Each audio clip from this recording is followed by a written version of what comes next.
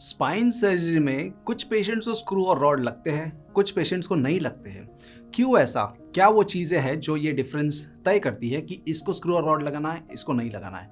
आइए बात करेंगे उसी के बारे में। मेरा नाम है डॉक्टर राकेश ढाके। मैं एक स्पाइन सर्जन के तौर पे मुंबई में काम कर रहा हूँ। अब देखो, स्क्रू और रॉड का इस्तेमाल क्यों होता है, बेसिक कंसेप्ट अगर हम समझ लें तो जो दो वर्टिब्रे होते हैं, दो मनके होते हैं, उसके बीच में एक डिस्क होती है या गद्दी होती है। अब ये दोनों कंपेयर टू ईच अदर और with reference to each other move करते हैं। इसकी वजह से हमें फ्लेक्सिबिलिटी होती है स्पाइन में। अब स्पाइनल फ्यूजन या स्क्रू और रॉड लगाने का मतलब ये होता है कि हम स्क्रू लगा के उसको रॉड से कनेक्ट करते हैं ताकि वो दो की वजह एक बन जाए, वो फ्यूज हो जाए। ये मकसद होता है स्पाइनल फ्यूजन का या स्क्रू और रॉड इस्तेमाल करने का। तो ये कौन से केसेस में यूज करना होगा, आइए जानते हैं। अब पहला तो हो गया इंस्टेबिलिटी। इंस्टेबिलिटी का क्या मतलब है? जॉइंट्स में चेंजेस होने की वजह से ये जो दो मनके होते हैं वो आगे पीछे हिलते हैं ताकि जब पेशेंट करवट बदलता है, उठ के बैठता है, बैठ के उठता है, ऐसे मोशंस में उनको कमर में दर्द होता है। MRI स्कैन में हमें दिखता है कि फैसेट में फ्लूइड है, या फिर अगर हमें डीकम्प्रेशन करना है तो फैसेट बहुत क्लोज है और वो फैसेट साइज में बढ़ गया है, तो हो सकता है हमें फैसेट्स को भी थोड़ा निकालना पड़े। इसके दौरान हम इंस्टेबिलिटी ऑपरेशन के दौरान हम खुद क्रिएट कर सकते हैं, तो इसके लिए हमें स्क्रू और रॉड ऐसे पेशेंट में इंस्टेबिलिटी के लिए यूज करना पड़ता है। दूसरा एग्जांपल हो गया स्पाइनल फ्रैक्चर।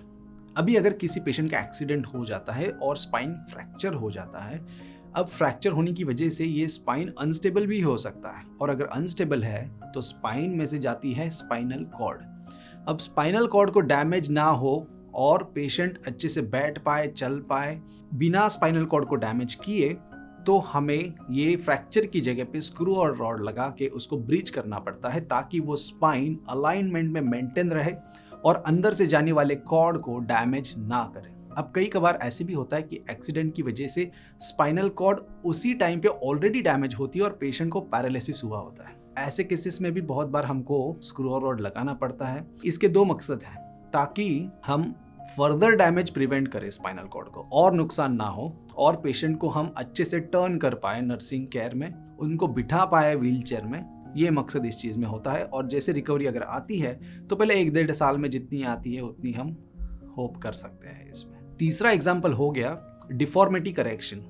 अभी अगर किसी का स्पाइन टेढ़ा है, जैसे स्कोलियोसिस हो गया, ऐसा स्पाइन है, कर्व्ड स्पाइन है, या काइफोसिस हो गया जो बेंट है, ऐसे अगर स्पाइन है तो हमें काफ़ी लंबा ऑपरेशन करना पड़ता है जिसको कहते हैं डिफॉर्मिटी करेक्शन। मतलब जो पेशेंट टेढ़े होते हैं स्कोलियोसिस की वजह से, उनको हम सीधा कर देते हैं ऑपरेशन करके। अब जब सीधा करते हैं तो वो पोजीशन में स्पाइन मेंटेन रहे, वो पोजीशन में स्पाइन फ्यूज हो, इसके लिए हमको स्क्रू और रॉड लगाने की जरूरत पड़ती है। अब ये प्रोसीजर कैसे की जाती है?